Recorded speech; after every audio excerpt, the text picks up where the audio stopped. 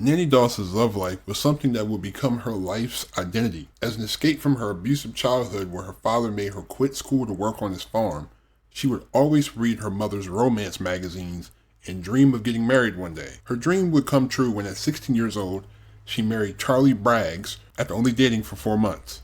Braggs' mother insisted on living with her son even after they got married. This stressed Nancy out immensely as his mother took up all of his time, as they had 4 daughters in this tumultuous relationship. Suddenly in 1927, 2 of her children and her mother-in-law died from mysterious circumstances. Charley took one of their daughters and left for good. Nancy was consumed with anger and was now set out to punish anyone who had wronged her. Welcome to History's Biggest Villains.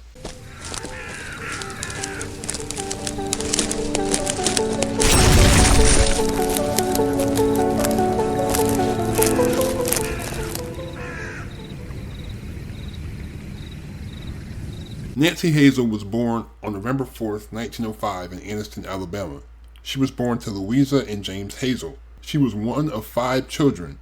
She had 1 brother and 3 sisters. Both Nancy and her mother hated James, who was controlling and abusive. James would force his children to work on the family farm, refusing to let them go to school, resulting in Nanny's poor academic performance. At age 9, while the family was taking a train to visit relatives in southern Alabama, Nanny hit her head on a metal bar on the seat in front of her when the train suddenly stopped. For years after, she suffered severe headaches, blackouts, and depression. Doss blamed her mental instability on this incident. During her childhood, her favorite hobby was reading her mother's romance magazines and dreaming of getting married one day. Her favorite part of the magazines were the Lonely Hearts column. Nancy's father forbade his daughters from wearing makeup or attractive clothing. He also forbade them to go to dances or any other social events. Doss was 16 when she married her first husband, Charley Braggs, after knowing him for only 4 months. She and Braggs worked together at the Linen Freight Company in nearby Anniston. After their wedding, Braggs' mother insisted on living with them. He was her only son, and she was unmarried at the time,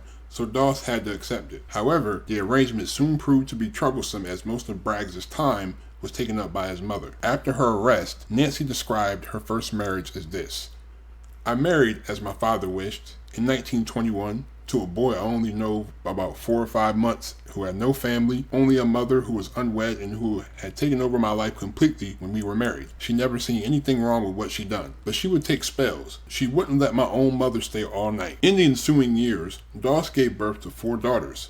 While Braggs was an attentive father, his relationship with his wife didn't improve at all. She was anxious all the time and soon enough started drinking. Her casual smoking habit turned into a heavy addiction. Both were unhappy and being unfaithful towards each other. Braggs would often not be home for days on end. In 1927, their 2 middle daughters died under mysterious circumstances a few months apart from each other. According to Braggs' later statement, when he left for work, the girls seemed healthy, but they were crying while he was leaving and reportedly died in convulsions soon after having breakfast. Doss could not provide any reasonable explanation. After he was warned anonymously not to eat anything his wife had made, Braggs fled their home, taking their oldest daughter Melvina with him but leaving Florine, their youngest, behind. In the summer of 1928, Braggs came back with Melvina, a new love interest, and her own child. He and Doss divorced soon after, and she and her 2 daughters moved in with her mother. A year later, Doss met her second husband, Jacksonville resident Robert Franklin Harrelson, through a Lonely Hearts newspaper ad. He courted her with poetry. She wrote passionate letters and sent him a cake and a photo of herself. They got married later that year. However, the relationship had several issues right from the beginning, mostly due to Harrelson's alcoholism and violent temper. Despite this, the marriage lasted 16 years.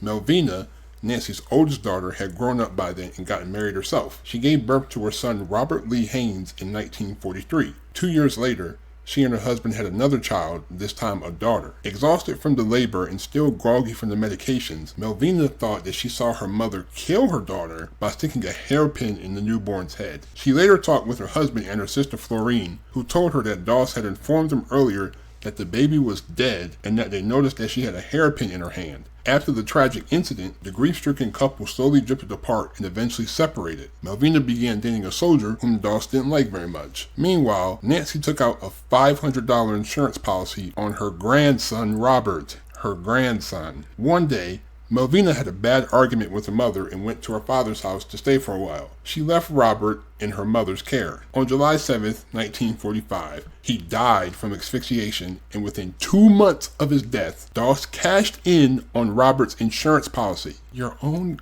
grandson? Wow. In 1945, after the end of World War II, the U.S. was in a full celebratory mood. Robert was no different. He drank to excess, and one night, after coming home completely drunk, he raped Nancy. The following day, she found his corn whiskey jar buried while she was in the garden tending to her roses. She put rat poison in the whiskey. Harrelson died a painful death that evening. Meanwhile, Doss collected enough insurance money from Harrelson's death to buy a plot of land in the house near in Jacksonville. Doss then met Arlie Lanning through an advertisement in the local Lonely Hearts column. They married 3 days later. She soon realized, however, that Lanning was an alcoholic womanizer like Harrelson.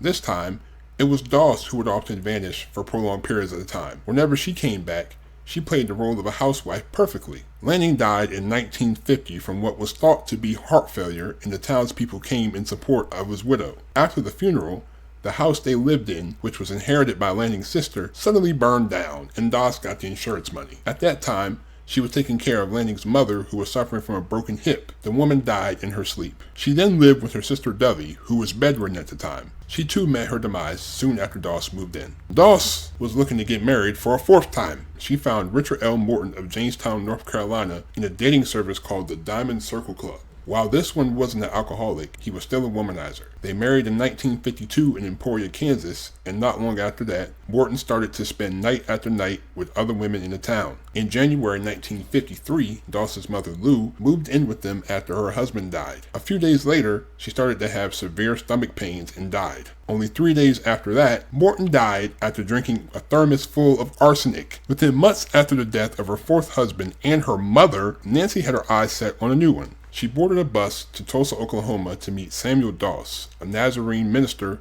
who had lost his family in a tornado in Arkansas. Samuel was neither an alcoholic nor an abusive man nor a womanizer. She still found faults in him though. He didn't allow any non-educational TV shows or magazines in the house. He also disliked the romance novels and stories that Nancy read all the time. In September, he was hospitalized after eating an arsenic-laced prune cake. He showed flu-like symptoms, and the diagnosis was a severe digestive tract infection. After a successful treatment, the hospital let him go. Nancy killed him that evening in her rush to collect the 2 life insurance policies she had taken out on him. The sudden death alerted his doctor, who ordered an autopsy. The autopsy revealed a huge amount of arsenic in the system. Nancy was promptly arrested, with this final murder revealing her for who she really was. Nancy confessed to killing 8 people.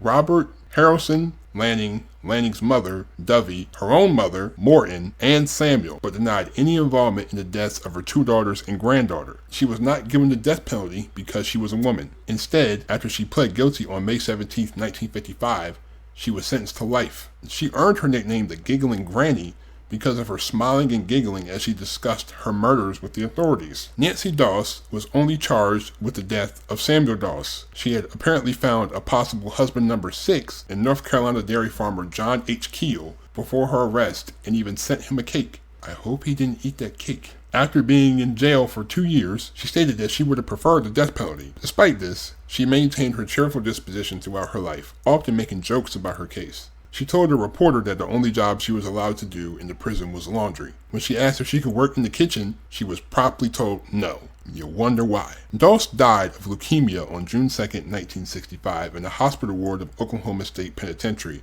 Like, this whole case, like, your own grandson, your 2-year-old grandson, for insurance money, that's insane. And she kept doing it and kept doing it, and she would have kept doing it until she got caught. She would find a husband, and then on the first minor inconvenience, she plotted his death. Oh, you won't let me read my novels? Oh, you gotta die for that. Oh, of course cheating and stuff is bad, but like, I don't think that's a reason to kill somebody, but that's how she felt. She's very wild, and just the nonchalantness in all of this. Like, I'm sure you've seen the pictures that I put up. Like, she's smiling when she's talking to the detectives, and this is about, she's killed over 10 people. She's killed at least 12 people. They're linking her to at least 12 deaths. But she's smiling in every photo. She doesn't care. She has no remorse, no anything. So this is the type of woman that we're dealing with here. Thank you for watching. Leave a like if you enjoyed. Hit that subscribe button if you're new to the channel.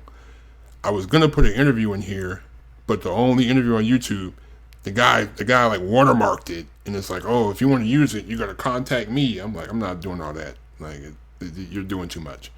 But anyway, the interview is on YouTube. You'll be able to see it. But anyways, I'm out. Leave a like on the video. Hit that subscribe button.